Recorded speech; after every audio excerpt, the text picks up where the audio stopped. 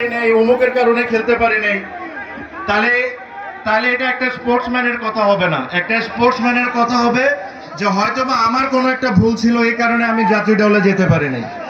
তো আমাদেরকে ওই জিনিসটা আগে মেনে নিতে হবে যে আমাদের কি ভুল ছিল, আমরা কোন জায়গায় ভালো কাজ করতে পারি, যেভাবে আমি ন্যাশনাল টিম আবার রিপ্রেজেন্ট করতে পারি ইন ডিফারেন্ট সেক্টর। যেদিন ওই জিনিসগুলো আমরা বের করে নিব, ইনশাআল্লাহ দেখবেন যে ঠিক আজ থেকে 10, 15, 20 বছর আগে চিটাগং থেকে অনেকে রিপ্রেজেন্ট করতো বাংলাদেশে বিভিন্ন স্পোর্টসকে। আমরা আবারও ওই জায়গাটা ফিরে পাবো। আমার সাথে হেলাল ভাইয়ের কথা হয়, ইশরাফিল ভাইয়ের কথা হয়, হুম্মাম ভাইয়ের কথা হয় চিটাগংয়ের স্পোর্টস নিয়ে, যে আমরা কিভাবে করে চিটাগংয়ের স্পোর্টসকে আগের জায়গার মতো নিয়ে আসতে পারি।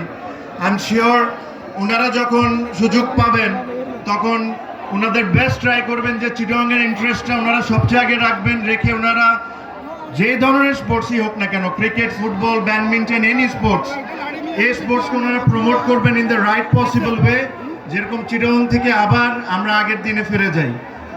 আমি এর চেয়ে বেশি আর কোনো কিছু আজকে বলবো না। আই এম ভেরি ওভারওয়েলমড আপনাদের ভালোবাসা পেয়ে। আপনারা জানেন মাত্র আমি অসুস্থ, মানে একটা খুব বড় ঘটনা হয়েছিল আমার, মাত্র আমি রিকভার করছি, তো আমার বেশি কথা বলা উচিত না, but thank you very much. আমি অ্যাকচুয়ালি মানে এত ভালোবাসা দেখে আই এম ভেরি হ্যাপি। আর ইনশাল্লাহ আপনাদের সাথে আবারও সামনে দেখা হবে। ভালো থাকেন।